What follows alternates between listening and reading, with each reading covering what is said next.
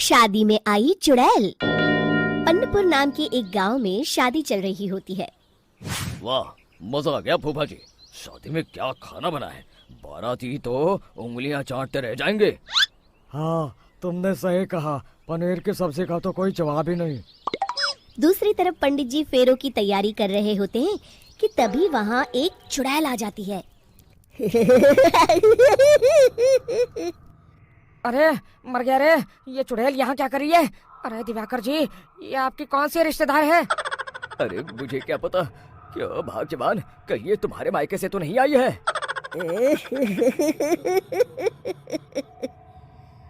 तुम लोगों की इस गांव में बारात लाने की हिम्मत कैसे हुई? मेरे रहते इस गांव में किसी की शादी नहीं हो सकती। अब तुम लोग देखो मैं क्या करती हूँ।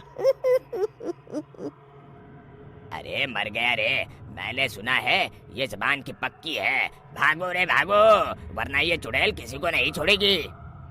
हाँ, तुम सही कहते हो मोहन भाई। यहाँ से भाग लेने में ही हम सबकी भलाई है। देखते ही देखते शादी के मंडप में भगदड़ मच जाती है और चुड़ैल सब कुछ उजाड़ कर रख देती है। फिर एक दिन मोहन की शादी तय हो जाती है। अरे भाई, अगले हफ्ते मेरी शादी तय हो गई है, लेकिन इस चुड़ैल की दहशत के मारे तो मेरे हाथ पैर कांप रहे हैं। अरे मोहन, तुम्हारा दिमाग तो खराब नहीं हो गया? तुम अपने साथ साथ हम सब गांव वालों को भी बलि का बकरा बनाना चाहते हो? उस चुड़ैल के रहते तुमने अपनी शादी के बारे में सोच भी कैसे लिया? देखो गोपाल, डर तो मुझे भी लग रहा है, लेकिन उस चुड़ैल के डर से मैं जिंदगी भर कुंवारा तो नहीं रह सकता। तभी वहाँ मोहन के होने वाले ससुर आ जाते हैं। अरे ससुर जी आप? देखो, अब तक मैं तुम्हारा ससुर बना नहीं हूँ और शायद बनूंगा भी नहीं। ये आप क्या कह रहे हैं? मैंने तो शादी का कोड भी सिलवा लिया है। मैं अपनी बेटी की शादी किसी अच्छे गांव में कराना चाहता हूँ। तुम्हारा गांव तो भूतिया गांव है। मैं तो क्या, अब तो कोई भी अपनी लड़की इस गांव वालों को नहीं देगा। इस तरह चुड़ैल के डर से उस गांव में किसी की भी शादी नहीं हो पाती। फिर एक दिन गांव के जमींदार अपनी बेटी की शादी करने का विचार करते हैं, लेकिन चुड़ैल के डर से उनकी भी हिम्मत जवाब दे देती है। अगर मेरी बेटी की शादी तय समय से नहीं हुई तो मेरी नाक कट जाएगी। मुझे कुछ करना ही होगा। एक सलाहकार के कहने पर जमींदार काशी से एक बहुत ही नामी तांत्रिक को अपने घर बुलवाते हैं, जो भूत चुड़ैल को पकड़ने में माहिर माना जाता था। जमींदार साहब, आप चिंता मत करिए। इस गांव की सीमा में प्रवेश करते ही मुझे उस चुड़ैल के बारे में सब पता चल गया था। आप उसे जल्दी से जल्दी कैद कर लीजिए ताकि मैं अपनी बेटी की शादी कर सकूं। जब वो चुड़ैल एक इंसान थी, तब ठीक उसकी शादी करने वाले दिन ही उसकी और उसके होने वाले पति की एक दुर्घटना में मौत हो गई थी। उसका होने वाला पति आज भी भूत बनकर जंगल में भटकता है। इसलिए जब तक चुड़ैल की शादी नहीं हो जाएगी, वो किसी और की भी शादी नहीं होने देगी। ये आप क्या कह रहे हैं? अगर वो भूत भी हमारे गांव में आ गया तब हमारा क्या होगा? ये आदमी बीच में बहुत बोलता है, इसे बाहर निकालो।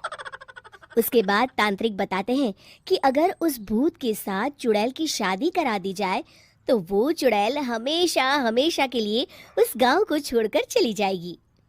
जमींदार साहब, आप अपनी बेटी की शादी की तैयारी शुरू कर दीजिए। मैं कुछ गांव वालों को अपने साथ लेकर उस भूत को ढूंढने जंगल की ओर जाता हूँ। इस तरह जमींदार निश्चित होकर अपनी बेटी की शादी करवाने लगते हैं, लेकिन तभी वहाँ चुड़ैल आ जाती है।